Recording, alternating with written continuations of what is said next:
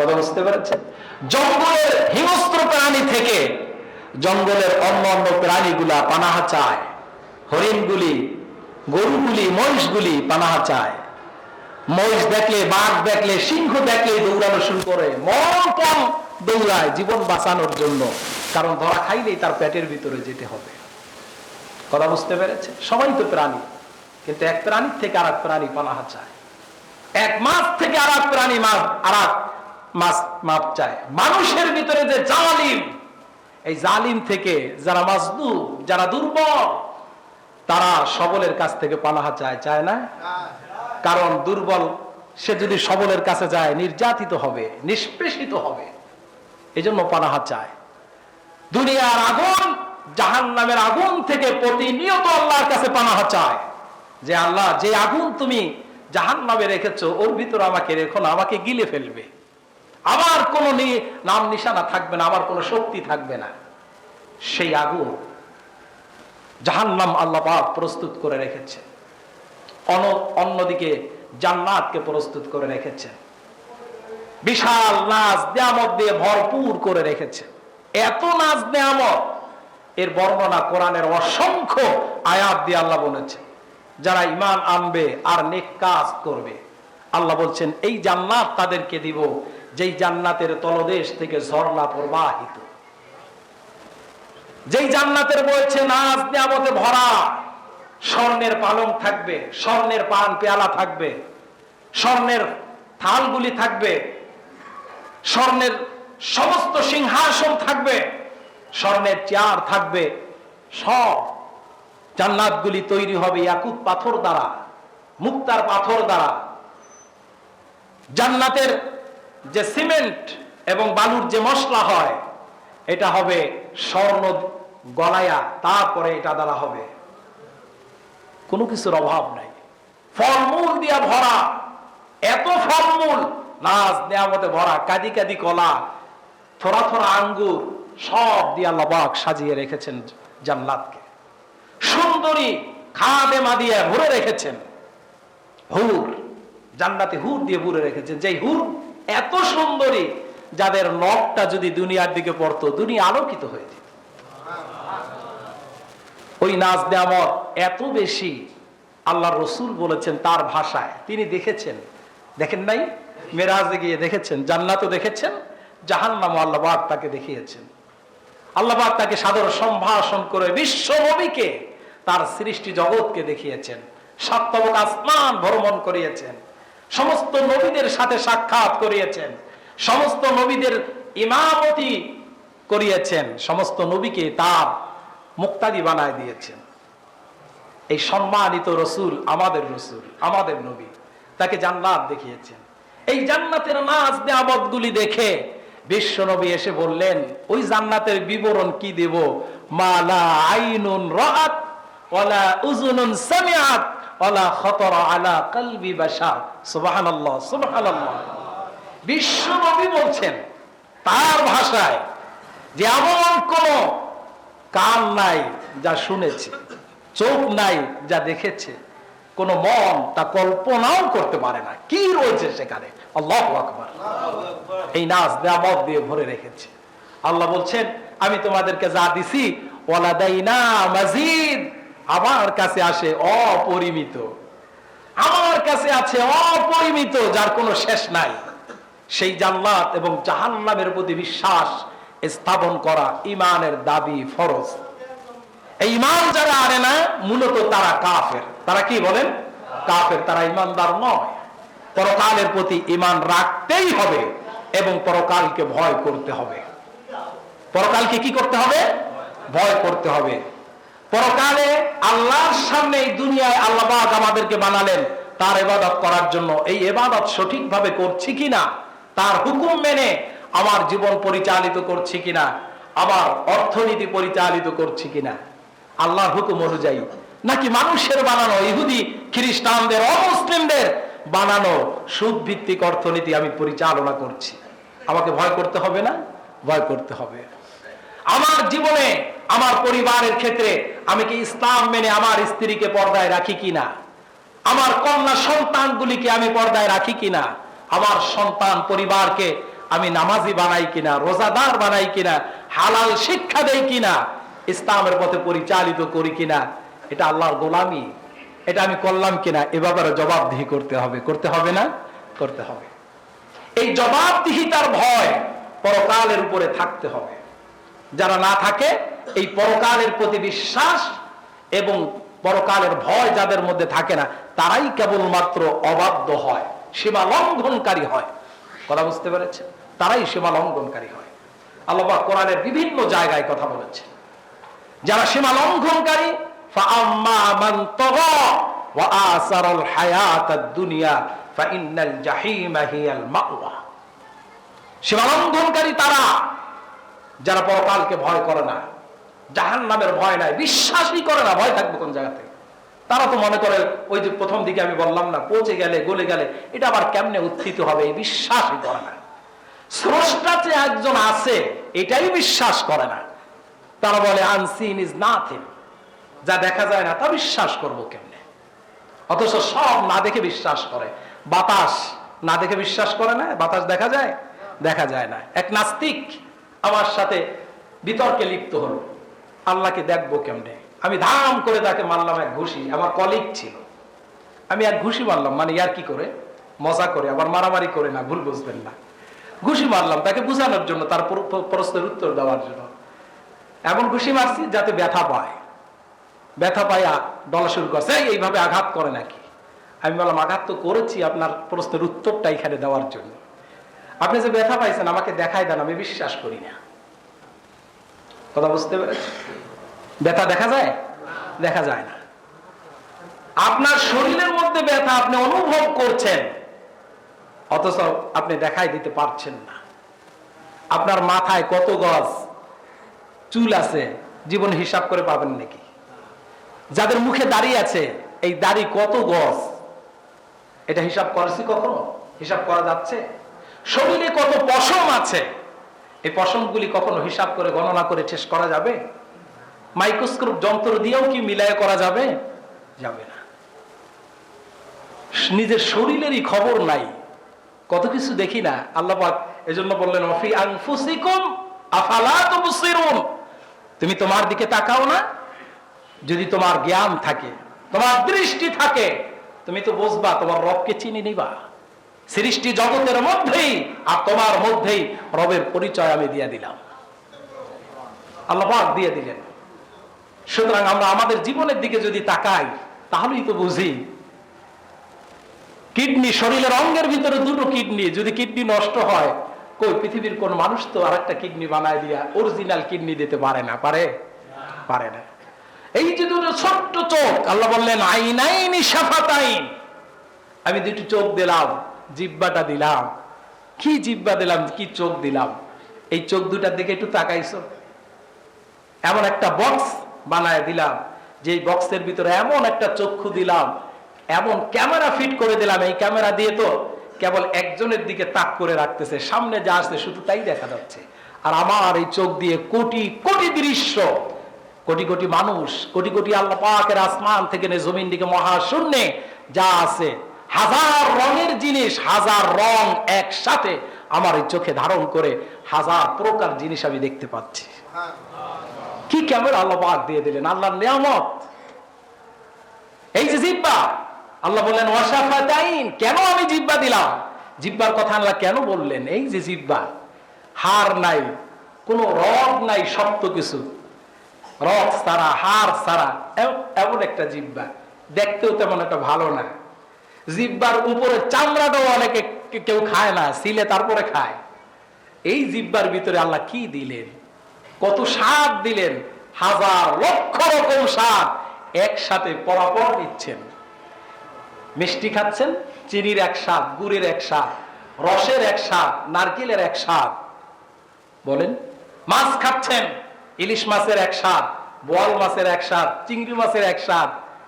এই জন্য হরেক রকম খাবার আমরা পছন্দ করি, কারণ হরেক রকম স্বাদ নেওয়ার জন্য, এই জিহ্বায় স্বাদ দেওয়ার জন্য। নইলে তো একরকম খাইলেই হতো। একরকম স্বাদ হলে কেউ হরেক রকম খাইতো? খাইতো না। যে সব কিছুর স্বাদ একরকম, তাহলে মানুষ একটা খাইয়ে কেবল জীবন যাপন করতো। এই জন্য আল্লাহ বানিয়ে দিয়েছেন, স্বাদের প্রকার দিয়েছেন, এই জিহ্বা দিয়ে দিয়েছে। কি জিহ্বা আল্লাহ পাক বানালেন, আপনি চিন্তা করেছেন? মুখ দিয়ে আপনি খাবেন, মুখের কাছে মেশিন ফিট করে দেওয়ার নাক, এই নাকটা দিয়ে আপনি খাচ্ছেন, মুখে উঠাচ্ছেন, আপনার খাবারটা আপনি চোখে দেখে অনুমান করতে পারছেন না যে এটা পচা, এটা গান্ধা, নাকি এটা তাজা টাটকা, এটা সুস্বাদু, এটা দুর্গন্ধ হয়নি। আপনি যখনই মুখের কাছে উঠালেন, আপনার নাক আপনাকে সিগন্যাল দিয়ে দিল এই খাবার খাওয়া যাবে না, 2 দিনের বাসি খাবার। সুবহানাল্লাহ, মুখ দিয়ে আসে না? কি নিয়ামত আল্লাহ পাক দিলেন! এই সমস্ত নিয়ামত আল্লাহ পাক দিয়া এরপর বিশ্বাস করালেন তোমার কাছে জবাবদিহি করতে হবে। সুম্মা লাতুসআলুন্না ইয়াওমাইযিন আনিন নাঈম, আমি যত নিয়ামত দিয়েছি সমস্ত নিয়ামতের জবাবদিহি আমাকে করতে হবে। আমি প্রশ্ন করব প্রত্যেকটি সম্পর্কে, এই কান সম্পর্কে, এই চক্ষু সম্পর্কে, এই অন্তর সম্পর্কে আমি তোমাকে প্রশ্ন করব। বাদ দেব না একটাও, কারণ আমি দিয়েছি। আমি তোমাকে বিনা পয়সায় দিলাম, বিনা জিনিসের মাধ্যমে দিলাম, আবার বললাম তোমাকে নিয়ামত আরো দিব। আর যদি আমার হুকুম মেনে শুকরিয়া আদায় করে আসো, দুনিয়া ভোগের সামগ্রী বানায় দেব। আর পরকালে রয়েছে অনন্ত সুখ, তাও তোমার জন্য প্রস্তুত করেছি, অনন্তকালীন সুখ।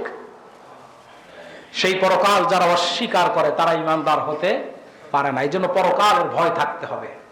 পরকালের ভয় এবং পরকালের আশা দুটোই থাকতে হবে ইমানদারদের। ভয় হচ্ছে আল্লাহর শাস্তির ভয়, জাহান্নামের ভয়, কবরের আযাবের ভয়, আল্লাহর সামনে দণ্ডায়মান হওয়ার ভয়, আল্লাহর সামনে জবাবদিহিতার ভয়। আর আশা রাখতে হবে আল্লাহর পুরস্কারের, আল্লাহর জান্নাতের আশা রাখতে হবে। দুটোই রাখবে। এই জন্য আল্লাহ পাক বলছেন আমাকে ডাকো, ওয়াদউহু খাউফা ওয়া তামআ, আমাকে ডাকো ভয়ের সাথে এবং আশার সাথে। কথা বুঝতে পেরেছে? ভয় এবং আশা এই দুটো নিয়ে পরকাল। এই পরকালের প্রতি যদি এই ভয় না থাকে, আশা না থাকে, যে আমি কেন আল্লাহর ইবাদত করব, কেন তার গোলামি করব, এই কেনর উত্তর রয়েছে পরকালের প্রতি বিশ্বাস স্থাপন করা। এই উত্তর পরকালের প্রতি ঈমান না থাকার কারণেই আমরা দুনিয়ামুখী হয়ে গেছি। দুনিয়া আমাদেরকে পরকাল ভুলিয়ে রেখেছে, কারণ ঈমান নাই যে পরকাল কবে মরব, মরার প্রতি ঈমান নাই। অথচ আল্লাহ পাক বললেন মরা কখন আসবে তুমি তো জানো না, আমি ঠিক করে রেখেছি। ওয়ালিকুল্লি উম্মাতিন আজাল, প্রত্যেকের জন্য আমি একটা সময় নির্ধারণ করে রেখেছি। ইযা জাআ আজালুহুম লা ইস্তাখিরুনা সাআতান ওয়া লা ইস্তাকদিমুন, এই সময়টা কখন আসবে তোমার জানা নাই। 1 সেকেন্ড আগেও আসবে না, 1 সেকেন্ড পরেও আসবে না। সময় দেখেন না, সাদ্দাত দুনিয়া বেহেশত বানানোর পরে উদ্বোধন করবে। দুনিয়ার কত হীরা মুক্তা সোনা স্বর্ণ সব দিয়া বানায়া এরপরে বিশাল আয়োজন করে হাতির পিঠে পা রেখে এরপরে আসলো উদ্বোধন করতে আসবে তার জান্নাত। দুনিয়ার সে জান্নাত নাম দিয়েছে, তার বালাখানা, বিশাল সাম্রাজ্য বানিয়েছে। এই বালাখানার মধ্যে বানায়া এখন উদ্বোধন করবে। উদ্বোধন করতে যখন ঘোড়ার পাট থেকে 1 পা নামিয়েছে, চোখ গেল সিঁড়ির দিকে, তার জান্নাতের সিঁড়ির দিকে, দেখলো একজন দাঁড়িয়ে আছে যার পা হচ্ছে সিঁড়িতে, মাথা হচ্ছে আসমানে। দেখে ভয় পেয়ে গেল। কে তুমি? বলল আমি তোর মালাকুল মউত, আমি আজরাইল মালাকুল মউত। বলল আমাকে একটু সময় দাও, এত শখের জান্নাত, শত শত বছর ধরে আমি এই জান্নাতকে বানালাম, হাজার হাজার শ্রমিক খাটিয়ে দুনিয়ার সমস্ত লাজ নিয়ামত সম্পদকে এক জায়গায় করে যে জান্নাতটা একটু বানালাম, একটু আমাকে চোখে দেখার তৌফিক দাও না, একটু সময় দাও না, আমি একটু দেখি কেমন বানালাম। ভোগ তো করতে পারবোই না, দেখার একটু সময় দাও। মালাকুল মউত বলল সাদ্দাত, এটা তোর আরজি, তোর কামনা, তোর বাসনা, কিন্তু আমার আল্লাহর হুকুম হচ্ছে তুই 1 পা ঘোড়ার থেকে, হাতির থেকে, হাতির লকব থেকে ছুটাইছো, আর 1 পা লকবের মধ্যে থাকবে এমন অবস্থায় আমি যেন তোর যেমন জান কবজ করে নেই। আল্লাহ পাক সবাই দিলেন না। এই দুনিয়ার ভোগ বিলাসে আমরা মেতে থাকি। আল্লাহ আফসোস করে বলছেন আল্লাহকুমুত তাকাসুর হাত্তা যুরতুমুল মাকাবির, দুনিয়ার আরাম, দুনিয়ার আয়েশ, দুনিয়ার ভোগ বিলাস, দুনিয়ার চাকচিক্য, এগুলি আমাদেরকে পরকাল সম্পর্কে, কবর সম্পর্কে ভুলিয়ে রেখেছে। সব দুনিয়ায় ভালো চাকরি করব, ভালো ব্যবসা করব, ব্যবসা যেমন ইচ্ছা তেমন করব, ব্যবসা বৃদ্ধি করা দরকার। ওই যে ব্যবসায় আল্লাহর হুকুম নাই, ইবাদত, ব্যবসাটা ইবাদত না? কত বড় ইবাদত, কত বড় ইবাদত! হালাল রিজিক অন্বেষণ করা ফরজ করে দিয়েছে। আপনি নামাজ পড়তে এসেছেন ফরজ হুকুম পালন করতে, এই নামাজের চাইতেও বড় হুকুম হালাল রিজিক। এজন্য তলাবু কাসবিল হালালি ফারিয়্যা বাদাল ফারিয়্যা বলেছেন বিশ্বনবী, যে ফরজের পরেও ফরজ। কেন? কারণ ওই ফরজ যদি ঠিক না থাকে, তোমার নামাজ, তোমার রোজা, তোমার যাকাত, তোমার হজ সব বিফল হয়ে যাবে, কোনো কাজে আসবে না। লা ইয়াদখুলুল জান্নাতা জাসাদুন গুযিয়া বিহারাম। বিশ্বনবী বলেছেন, এই দেহটা তৈরি করেছো হারাম দ্বারা, হালাল ভাবে উপার্জন করো নাই, আল্লাহর হুকুমের ধার ধারো নাই, যেমন খুশি তেমন কালোবাজারি করেছো, মদের ব্যবসা করেছো, ইয়াবার ব্যবসা করেছো, সুদের ব্যবসা করেছো, ব্যবসার ভিতরে ভেজাল দিয়েছো, ওজনে কম দিয়েছো, ভেজাল দিয়েছো, চাউলের ভিতরে কঙ্কর নিক্ষেপ করেছো, এরপরে পচা জিনিসের ভিতরে ভালো জিনিস, ভালো জিনিসের ভিতরে পচা জিনিস, ভালো মন্দ মিশ্রণ করেছো, ব্যবসাগুলি এইভাবে করেছো, মানুষের উপর জুলুম করেছো, ব্যবসার মাধ্যমে মানুষের হক নষ্ট করেছো, মানুষের আমানতের খেয়ানত করেছো।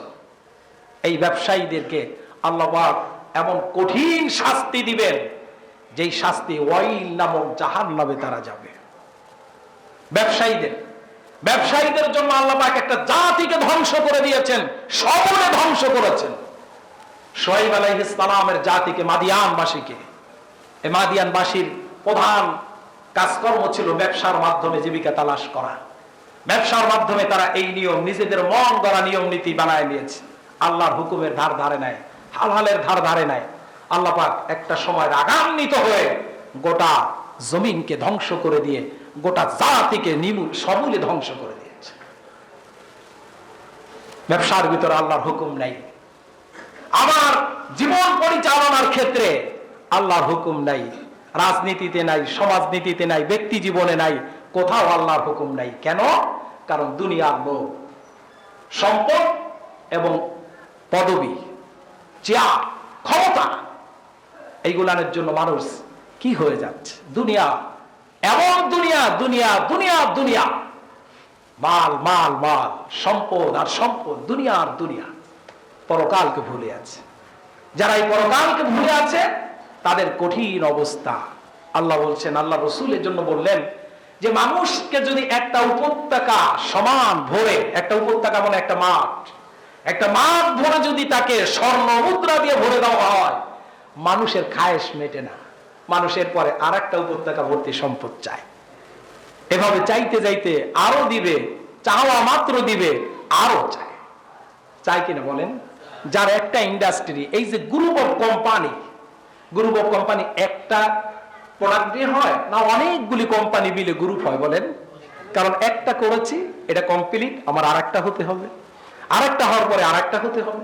প্রতিযোগিতা, সম্পদ, দুনিয়ার দিকে প্রতিযোগিতা। কথা বুঝতে পেরেছেন? বাড়ি একটা হচ্ছে তো আবার আরো একটা, আমার পাশে একজনে সুন্দর একটা বাড়ি বানিয়েছে তো আমি আর একটা বাড়ি বানালাম।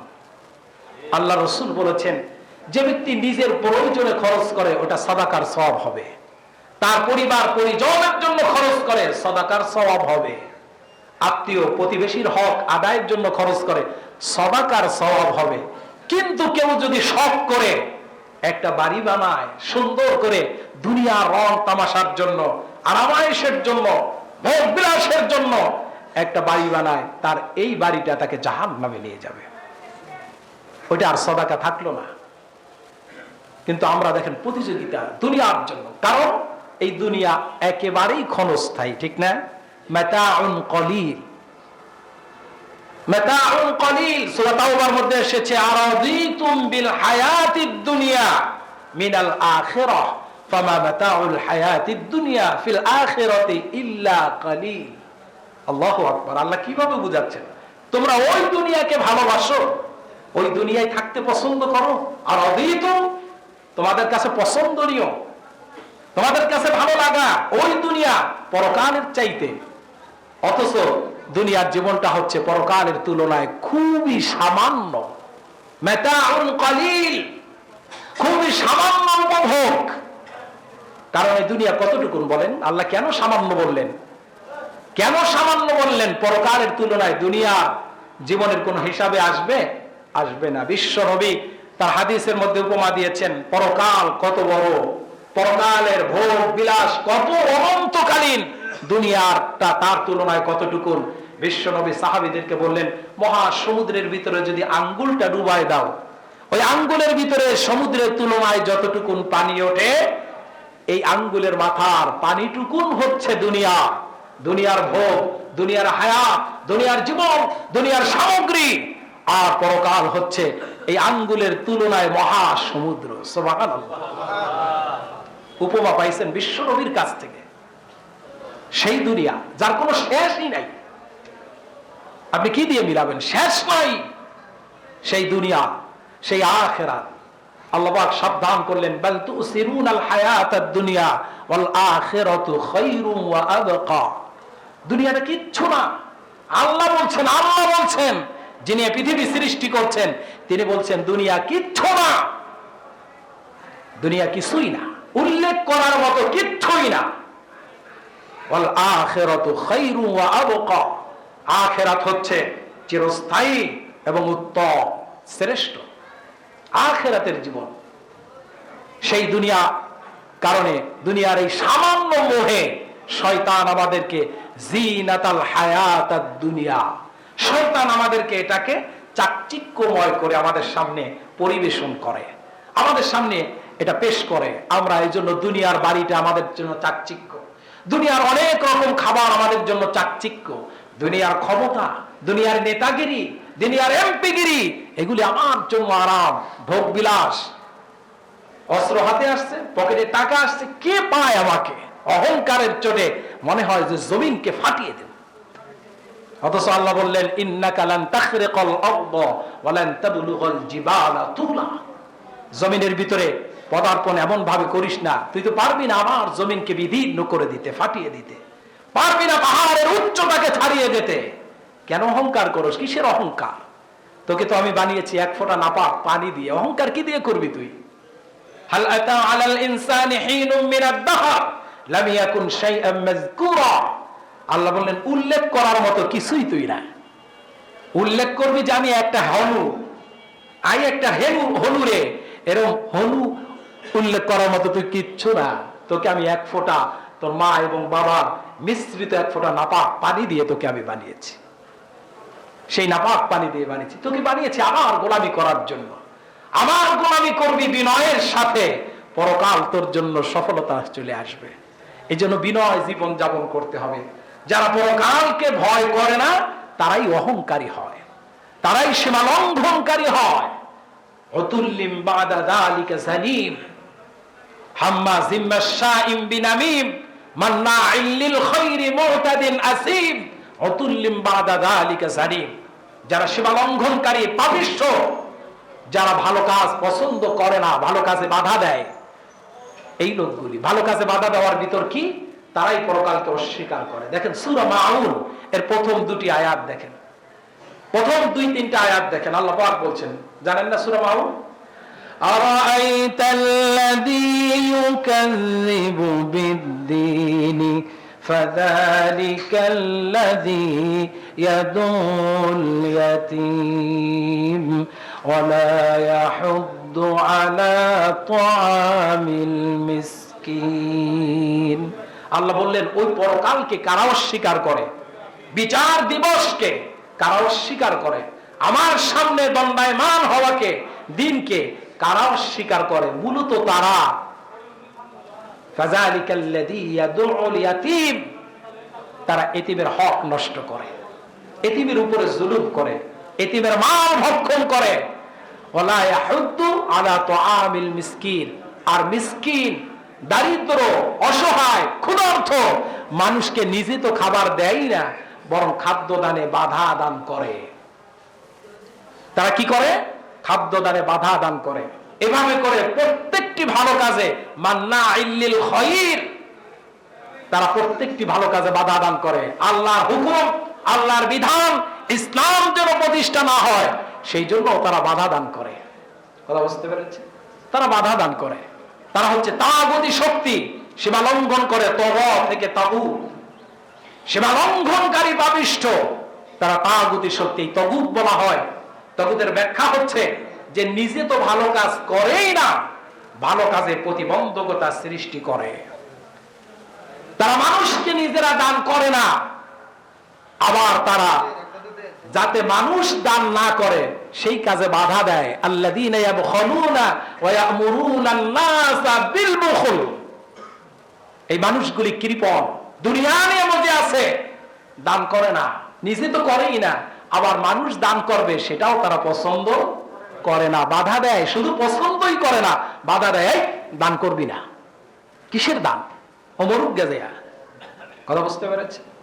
সুতরাং যারা পরকালকে ভয় করে, অস্বীকার করে এবং ভয় করে না তারাই সীমা লঙ্ঘনকারী পাপিষ্ঠ হয়। কিন্তু যারা পরকালকে ভয় করে, আল্লাহ রাব্বুল আলামিন বললেন, ওয়া আম্মা মান খাফা মাকামা রাব্বিহি ওয়া নাহান নাফসা আনিল হাওয়া ফাইন্নাল জান্নাতা হিয়াল মাওয়া। আল্লাহু আকবার। আল্লাহ বললেন, যারা আমি পরকালকে, আবার সামনে দণ্ডায়মান হওয়াকে ভয় করে সেই লোকগুলি এবং নিজের নফসের অহংকার করে না, মন মতো চলে না, নিজের ইচ্ছা মতন চলে না, ক্ষমতা পাইয়া, সম্পদ পাইয়া, আল্লাহর নিয়ামত প্রাপ্ত হইয়া এরপরে অকৃতজ্ঞ হয় না, বেঈমান হয় না, নিজের মন মতো চলে না, নিজের মন মতো সম্পদ ভোগ করে না। আর নেতাগিরি পাইলে নেতাটা মানুষের খেদমত করার উদ্দেশ্যে ব্যয় করে, যারা মানুষের উপর জুলুম করে না, অত্যাচার করে না, হক নষ্ট করে না, এই লোকগুলা আমাকে ভয় করে, আমার সামনে দণ্ডায়মান হওয়াকে ভয় করে, তাদের জন্যই উত্তম জান্নাত রয়েছে, আবাস। সুবহানাল্লাহ। সুতরাং খুতবার সময় একেবারে শেষ প্রান্তে এসেছি। যে বিষয়টি আমাকে দিয়েছেন, বিষয় হচ্ছে পরকালের প্রতি বিমুখতা। পরকালের প্রতি বিমুখ তারাই হয় যারা পরকালকে অস্বীকার করে এবং পরকালকে আল্লাহর সামনে জীবনের সম্পর্কে ভয় করে না। অসংখ্য কোরআনের আয়াত আছে, কিয়ামতের দিন আল্লাহ পাক আপনার জীবনের প্রত্যেকটি কাজকে হাসিল করে দিবে। যারা পরিমাণ কাজ আপনার সামনে উপস্থিত করবেন, কি লুকাবেন আপনি? কি লুকাবেন আপনি? এই বিজ্ঞানের যুগেও আল্লাহকে অস্বীকার করেন কেমনে আপনি? সামান্য মোবাইল, এই মোবাইল থেকে আমেরিকার মোবাইলে কথা বলছি, মাঝখানে কোনো কানেকশন আছে? দৃশ্যমান কোনো কানেকশন আছে? নাই। ওইখান থেকে মোবাইল কম্পিউটার ফ্যাক্স পাঠিয়ে দিল, এখান থেকে আমি তুলে নিলাম। কেমনে, কিসে বহন করে? বিমানে বহন করে তো আনেনি, কোন মেশিন তো নাই। আমেরিকা তো ওখান থেকে এমন কোন ব্রিজ নাই যেটা নিয়ে আমারটা নিয়ে চলে আসলো। এই শূন্যের ভিতরে যদি আল্লাহ বাতাসের মধ্যে এই ক্যামেরা, এই বিজ্ঞান আল্লাহ যদি রাখতে পারে, তাহলে সেই আল্লাহ পাক আবার প্রত্যেকটি জিনিসকে ভিডিও করে রাখার ক্ষমতা রাখেন না? অবশ্যই রাখেন, এই বিশ্বাস রাখতে হবে। এই জন্য আল্লাহ পাক বলছেন, ফামান ইয়ামাল মিসকালা যাররাতিন খায়রান ইয়ারা ওয়া মান ইয়ামাল মিসকালা যাররাতিন শাররান ইয়ারা। তোমার অনু পরিমাণ ভালো কাজ এটা আমি তোমার সামনে হাজির করব, দেখবে তুমি কিয়ামতের দিন অনু পরিমাণ খারাপ কাজ তাও তোমাকে হাজির করে দেব। কাউকে গালি দিয়েছো, কারো হক নষ্ট করেছো, গোপন পরামর্শ করে কাকে হত্যা করবে, কার উপর বোমা বর্ষণ করবে, কাকে জুলুম করবে, কার সম্পদ কিভাবে আত্মসাৎ করবে, কোন নারীর ইজ্জত লুট করবে, সামান্য তুমি চিন্তায় ছিলে, সব আমি রেকর্ড করে রেখেছি, তোমাকে দেখাবো, সেদিন সব তোমার সামনে হাজির করে দিব। আর প্রত্যেকটি বিষয়ের আমি সেদিন তোমার কাছ থেকে এর জবাব দিয়ে নেব। সুতরাং এই ভয় যারা করে যে জীবনের প্রতিটি কাজ আল্লাহর সামনে উপস্থিত হবে, আল্লাহ বলবেন, ইকরা কিতাবাক কাফা বিনাফসিকাল ইয়াউমা আলাইকা হাসিবা। আল্লাহু আকবার। আল্লাহ আমার একখানা কিতাব লিখে রেখেছেন, আবার গোটা জীবনের আমলনামা লিখে রেখেছেন, আবার এই হলকুমের মধ্যে ওটাকে ঢুকিয়ে দিয়েছেন মেমোরি কার্ডের মতো। মোবাইলে যেমন ছোট্ট মেমোরি কার্ড রেখে সব ডাটা ইনফরমেশন রাখতে পারি, আমার গোটা জীবনের দোলনা থেকে মৃত্যু পর্যন্ত টোটাল ডাটা কানেকশন করেছেন আল্লাহ পাক। ওই মেমোরি কার্ডের ভিতরে যেটা আমার হলকুমের যে জোড়াটা আছে, হলকুমটা কি জোড়া না? জবাই করলে এটাকে কেটে ভাগ করে দিলে তারপরে পশু মরে যায়, নইলে তার আগ পর্যন্ত লাফালাফি করতে থাকে। এই দুই ইসের ভিতরে আল্লাহ পাক ঢুকিয়ে রেখেছে। কিয়ামতের দিন হাজির করে বলবেন, ইকরা কিতাবাক কাফা বিনাফসিকাল ইয়াউমা আলাইকা হাসিবা, পড় তোর কিতাব, তুই পড়, যথেষ্ট তোর হিসাবের জন্য। সেদিন অস্বীকার করবি, এই কিতাব দেখে আফসোস, ইয়া ওয়াইলাতানা মা লিহাযাল কিতাব, আফসোস করে সেদিন বলবে, আহা এটা কেমন কিতাব, লা ইউগাদিরু সগীরাতান ওয়ালা কাবীরাতান ইল্লা আহসাহা, সামান্য ছোট্ট একটা জিনিস আমার জীবনের এটাও বাদ নাই, বড় জিনিস তো বাদ নাই, কি কিতাব? অস্বীকার করবে। আল্লাহ পাক মুখের জমিন, মুখটাকে বন্ধ করে দিবেন, হাতের জবান খুলে দিবেন, পায়ের জবান খুলে দিবেন, শরীরের চামড়া খুব কসমেটিক্স দিয়া শরীরকে যত্ন করি খাওয়ায় দাওয়াইয়া, এই চামড়াতে সেদিন আবার বিরুদ্ধে সাক্ষ্য দেবে। কোরআন খুলে দেখেন। সুতরাং কোনো বাঁচার কোনো উপায় নাই, আল্লাহর সামনে থেকে বাঁচার কোনো উপায় নাই, মরতে হবেই আর আল্লাহর কাছে ফিরে যেতেই হবে। এজন্য আল্লাহ যেখানেই মরার কথা বলেছেন সেখানেই বলেছেন সুম্মা ইলাইনা তুরজাউন, আমার কাছে তোকে ফিরে আসতেই হবে। সুতরাং আল্লাহ পাক ওই পরকালের ভয় বিশ্বাস দিয়ে আমাদের এবং পরকালে আল্লাহর প্রতি আশা রেখে দুনিয়ায় সমস্ত ভালো কাজ, আল্লাহ যে উদ্দেশ্যে আমাদেরকে সৃষ্টি করেছেন, এই ভালো কাজগুলি করলে পরেই আমার পরকাল সাকসেস হবে। আর ভালো কাজ যদি না করি তাহলে আবার পরকাল কি হয়ে যাবে? নষ্ট হয়ে যাবে। আজকের আলোচনায় সামারি করে দিলাম যে সকল ভালো কাজ, এক কথায় ভালো কাজ হচ্ছে আল্লাহর হুকুম মানা। যেই বিধান আল্লাহ পাক দিলেন কমপ্লিট বিধান, আপনাকে অন্য জায়গায় যাওয়ার এক মুহূর্তের জন্য কোনো সুযোগ নাই। যারা ঈমানদার, যারা মুসলমান, তাদের জন্য এক মুহূর্তের জন্য সুযোগ নাই, কারণ এই বিধান ছাড়া আল্লাহ অন্য কোন আপনার মন গড়া বিধি বিধান আল্লাহ গ্রহণ করবেন না। ওয়া ইয়াবতাগি গায়রাল ইসলামি দীনান ফালাই ইউকবালা মিন, আল্লাহ বলে দিলেন, সাফ কথা পরিষ্কার ভাবে বলে দিলেন, কোনো বাঁকা রাখেন নাই, সোজাসুজি বলেছেন, ইসলাম বাদে আমি যে জীবন ব্যবস্থা দিলাম তোর পরিচালনার জন্য, ইসলাম বাদে অন্য কোন আদর্শ, মতাদর্শ, কোন নিয়ম কানুন, তোর বানানো কোনো কিছু আমার কাছে গ্রহণীয় হবে না। সুতরাং এই ইসলাম দিয়ে যদি আমরা ভালো কাজ সম্পাদন করি তাহলেই আমাদের পরকালীন জীবন সাকসেস হবে। আল্লাহ পাক এই সংক্ষিপ্ত খুতবা আমাদেরকে বুঝে শুনে আমল করার তৌফিক দান করেন। ওয়া আখিরু দাওয়ানা আনিল হামদুলিল্লাহি রাব্বিল আলামিন।